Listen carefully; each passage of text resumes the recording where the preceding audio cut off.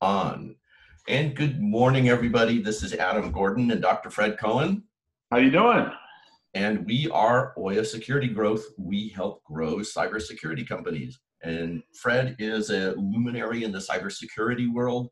Luminary. I shine the light. Is that what you're saying? Fred brings light to the world. Yes, you do. Absolutely. You bring cyber light to the rest of the world. Oh God, does that mean that it's attackable and it's under control of the bad guys all the time? It means you have to watch your, what do they call them? Threat profiles or threat surfaces? No, I don't. I just live my life. Okay. And we're here talking about the intersection of marketing and cybersecurity, sometimes more on the marketing side and sometimes more on the cybersecurity side. But for this week, we are actually going to talk about how they combine. Cool. And why they should. Should they? They should. Indeed, they should. And not only should they, but I have reports from like really top flight analysts that prove it, or at least prove that they have the opinion that we should. Let's put it that way. Top flight analysts that prove that they have the opinion that we, all right. That people, you know, I don't believe what other people say. I don't always believe what I say either, but. Well, that's good because I don't always believe what you say either. I hope not. I don't even always believe what I say. I know my brain lies all the time. Given just the volume of words that spew out of my mouth, I mean, some of them can't be, it must be that they're not all right. That, no doubt, probably, what did they say? It's better to shut your mouth and be thought a fool than open your mouth and be known one. No. So it's better to remain silent and be thought a fool than to open your mouth and remove all doubt. Ah, okay, very good. Well, that used to be a favorite saying of my dad's. Yeah, mine too. That's what I'm saying. You got to faithfully repeat that saying, because if you ever said it wrong, you'd get, no, that's not it. And I just did. See, there you go. You're right. And yeah, but removing all doubt, it takes a little bit of mental thought to link that back, which is to say, when you engage people in thinking about things, you've gotten mind share. Right. Just saying. Right. All right. So moving right along to the subject at hand. So while doing research on the article I'm writing about marketing and cybersecurity, I found this magazine, which seems to be an interesting organization. What are CPOs? Honestly, I'm not quite sure yet what CPO means, but they have this interesting article. Oh, Chief Privacy Officer. Chief Privacy Officer. Okay, there you go. I got it from the OneTrust privacy advertisement. I mean, I've heard the term before, but it's just like people talk about the CXO now, because anything with a C before it, Chief something officer, and there's so many initials we can put in there. Well, and are they actually officers of the company able to execute contracts? And what is their fiduciary duty to the company? That's really the question to ask in terms of being a corporate officer. Yeah. All the rest, this other naming stuff is highly dubious in my view. And of course, I'm pushing for a chief narrative officer. Yeah, there's chief of naval operations that has that initial though. Well, I think I have a guy that's a chief innovation officer, but CIO won't work, and you can because chief information officer. And then you can go CINO, which is yes, no, CINO, C, no. I like that one. I said, hey. I say, yes, I say, no, that's my job. Okay.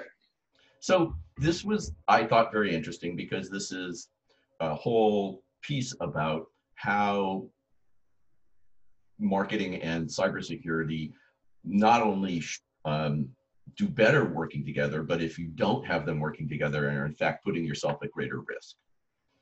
And I think that's a very interesting point because I've thought for a long time that marketing's job is to go out there and expose the company to the world. Cybersecurity's job is to protect the assets of the company.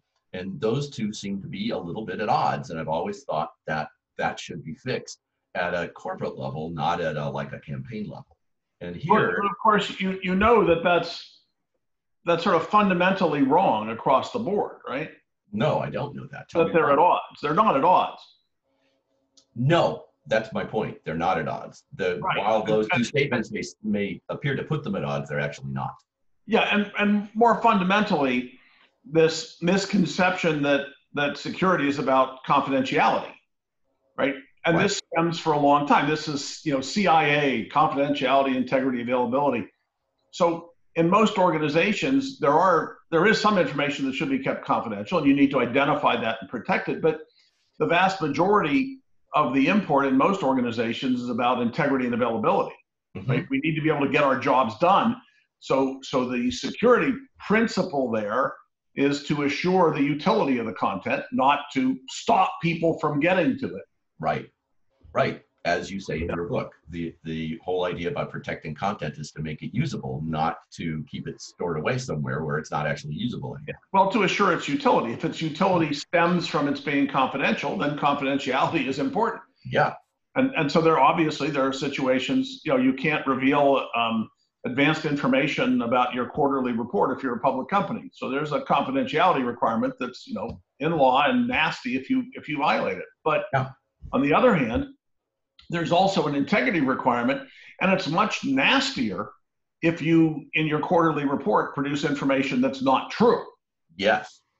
Right. So, and availability, if you don't get the report out on time, then you're in big trouble too. So in those cases, integrity and availability are extremely high priorities. And in the financial transaction world, transactions being confidential is one thing, but if they're not right, it's much worse. Oops, we sent the wrong amount of money to the wrong people, and you can't get it back. And how do you spell fiduciary again? Yeah. And then FED, UCIARY, IARY. So there's another one. I mean, there's cases where people failed to clear with the Fed, their transactions at the end of the day, and that's billions of dollars of transactions not cleared, and the net effect is companies have lost hundreds of millions to billions of dollars, in a day just by not being able to get it cleared with the Fed. That's clearly an availability issue, mm-hmm. not a confidentiality issue. You are sharing the information with the Fed. It's not, not being kept secret. It's the need to share. Yes. And the 9/11 report talks about, instead of the need to know, which limits people's ability to do things, the need to share, the requirement of sharing information about threats across different parts of the government. So there is this very slow realization, but yet on the outside, people keep thinking of confidentiality. And I do have one more to come up with before I let you continue with your actual conversation. Okay. And that is, we just heard recently about the Russians, some claim that the Russians had broken into Burisma, right, using the same methods that they've been using for years, and all the BS surrounding that. But they're saying, they might be able to leak some internal memo. Well, that assumes there is some internal memo that's somehow damaging to somebody. But what's much more important is that, if you're in the propaganda game, which they are, leaking the information isn't what you want to do. What you want to do first is corrupt it so that you insert information that never really existed. And then you have it legitimately leaked by an insider. And then it's claimed to be legitimate information that they were hiding, but the actual purpose of the attack is to corrupt the information, to destroy the integrity, to place false information in there, so you can then justify your previous activities with backdated subsequent information. And that's where digital forensics comes in, and that's why one of the many reasons I wrote my digital forensics as the subject of next month's article, but released today. So having blurted all that out. Having blurted all that out, I thought this was a very interesting page about all of that. And this is, well, one of the background pieces on this is that an old boss of mine said that the whole company isn't marketing, but the whole company better be marketing. Or marketing's not the whole company, but the whole company better be marketing. And I think whatever you're going to do, should be something that helps people want to do it, not push them away from it. Exactly. But if you look at this, this is back to the fear sale, right? Look at the bullet on the left side. Yeah, well, fear. Second one's fear. The third one's, fear. Fourth one, fear. Yeah. Well, PII, so fear. Connected products, fear. Partnerships, fear. It's yes. all fear. What about the other side of it, right? I mean, to me, they're missing the point. Well, let me stop you here, Fred, because you're seeing this a little bit out of context. This is a page, several pages into this report, and overall, I think Deloitte, who did this report, did a pretty good job of it in not basing too much of it on fear. I don't know. Everything you've shown me so far, you're flipping it past pretty quick, but it's all about risk and fear and bad things. Yes, it does look like that. However, their main theme is that marketers need to learn cybersecurity, and cybersecurity people need to learn marketing. They need to be collaborating in order to really make the best use of both. That's the point of this whole paper. And some of it does look like that, I agree. But I like this because it also had a couple of other things that I think marketers also need to think about on the left side of this page, which is security, vigilance, and resilient. I think marketers don't think about it. You're a marketer. Yeah. And you're selling shoelaces. Yeah. Okay. So really, as a marketer, you're concerned with the cyber breach in your sale of shoelaces? Well, not if I'm selling shoelaces, but if I'm selling. Sorry. There are lots of companies out there. Most companies are selling goods as opposed to services. Mm-hmm. Are selling things and inducing fear about cybersecurity for the desk I'm selling you or whatever. Seems to me like it's nuts. Yes, and that would be. And if you work for a big company, and this paper in particular is aimed at consumer product companies, so there's a little bit of a bias towards what they call PII, which is personally identifiable information. I understand PII. Shoes are consumer products. Yes. So what they're saying is that your marketing should say, we're keeping your data safe about which shoes you bought. No. What they're saying is when you do that kind of advertising, you should also include thoughts about thinking about how the results from that are going to be kept safe within your environment. Okay, so to me, that's a bad idea. Okay, but you're introducing fear, uncertainty, and doubt when you don't have to. If they ask, you certainly need to be prepared. But the lead is, my shoes are great shoes. Yes. And we won't share your data with anybody. No, I agree. That would be silly. Well, but most consumer products. Now, there are obviously areas where that's true, right? So if I'm selling the Alexa or the Google, whatever, yep. all of those things that are listening to everything you say, but there the problem really is about transparency. Mm-hmm. And what they failed to do is be transparent about what they do. So we just saw recently a publication, I don't remember who said it, they said you can say this to your whatever, your thing that listens to you all the time. You can say, don't share that last thing I said. Oh, excuse me. So what that means is you're listening to everything I say, regardless of whether I'm talking to the device, and you're sharing it with your business partners and so forth all the time. Well, that's a surprise. You didn't tell me that. So transparency is, the lack of transparency is what leads to the need to do this BS. Mm-hmm. Okay. But if somebody comes and buys your shoes and they're coming to your website to look for shoes, first of all, these days, in order to meet, GDPR, the European regulations, right. Everybody has a banner that pops up and says, do you accept that we use your cookies? I would like my browser, by the way, to say default, no, don't accept their cookies, and let me see the site, and don't interrupt my experience, because you need to tell me that you're doing something you shouldn't really need to be doing anyway. So stop it. How about just stop it? Yeah. How about if I'm looking for shoes, you show me your shoes? Yeah. Right. But no, we have to do that, right? So we have to leverage our capacity to take advantage of what we can learn about you to be able to get you to buy something from us. That's the fundamental of that class of marketing. And I understand that, but that's the fundamental. So if you're going to leverage that, now, how am I going to tell them that in such a manner that they feel good about it? Well, excuse me, Sorry, go ahead. These guys are not saying that you should do what you're talking about, which is, buy shoes from us and we keep your data safe. That's not the point.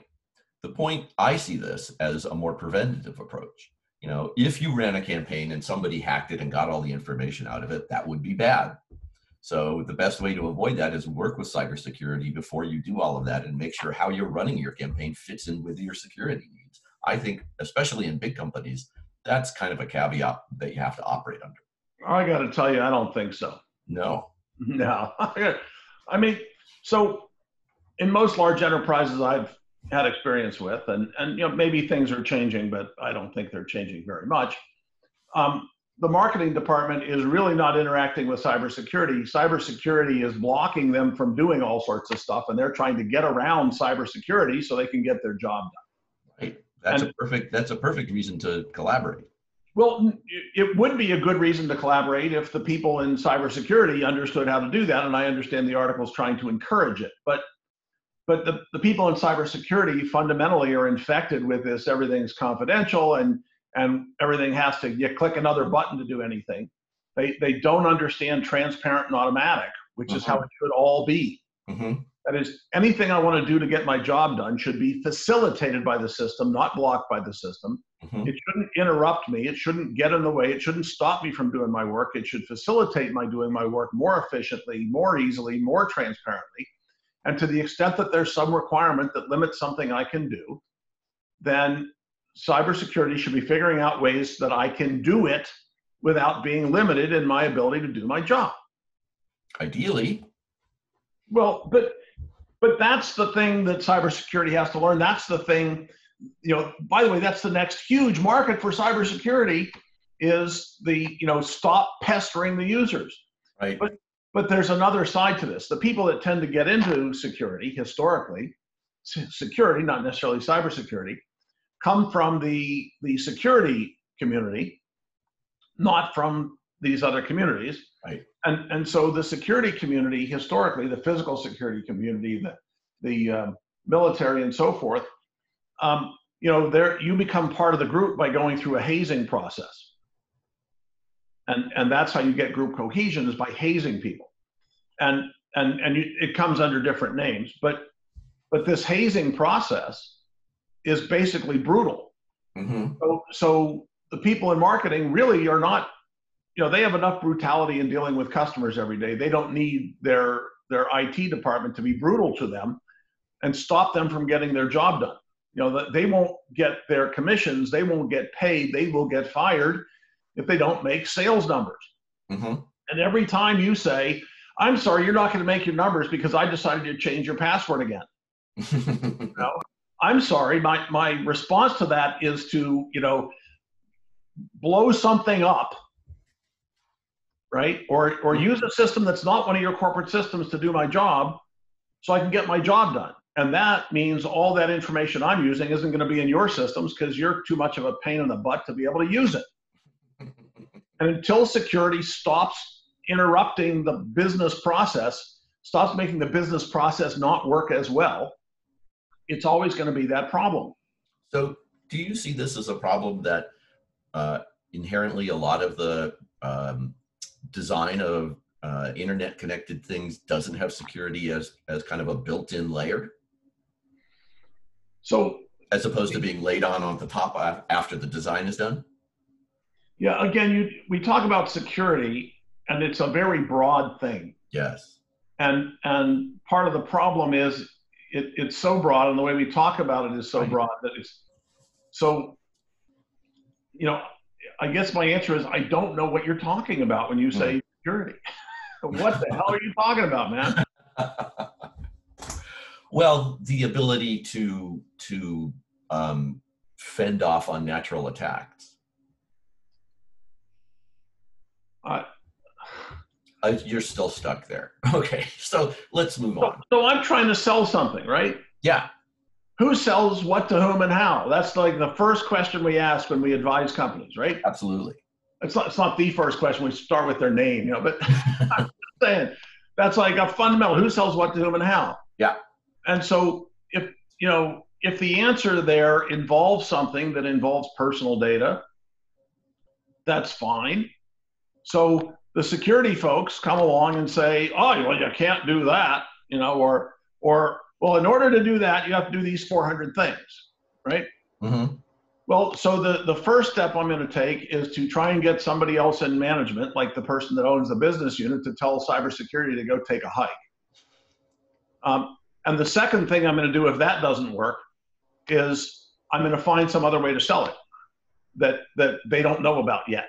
Right. And once they figure out I'm doing it and try to block me, I'll find some other way to sell it, because I know trying to interact with them just causes me to be unable to get my job done.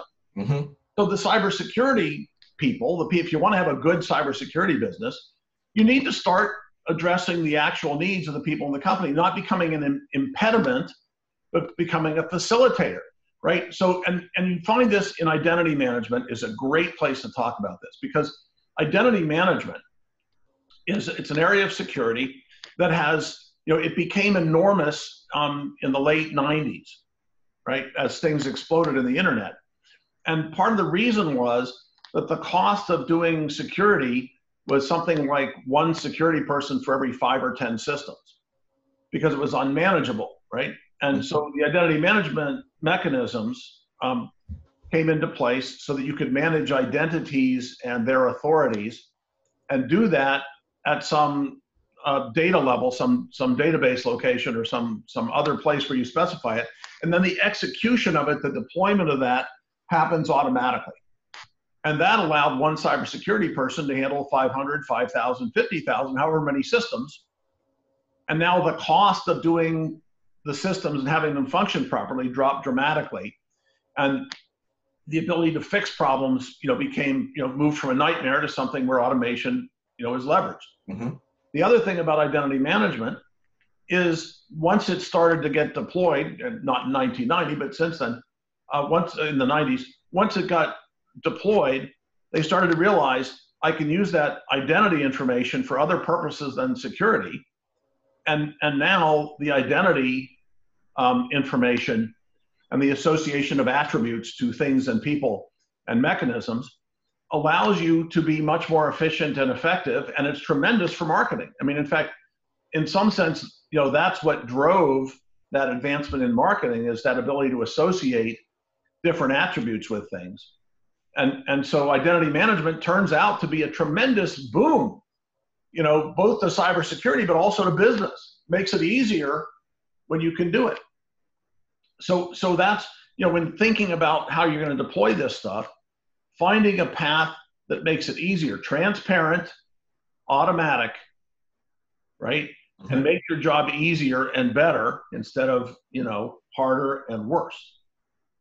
Yes. And in fact, that's some of the things they're talking about in this article, which is, new technologies coming at the edges are very difficult for security to deal with, and marketing wants to bring all of those in and play with them, and that's part of their conflict. Well, but so the answer to that conflict is always going to be what benefits the business, right? And unless and until the punishments for leaking that information or corrupting that information or what have you become so high that it's going to put you out of business, it's going to come second. And the reason is not being able to sell stuff is going to put you out of business. Yeah. And with that piece of wisdom, we're going to close this week's episode.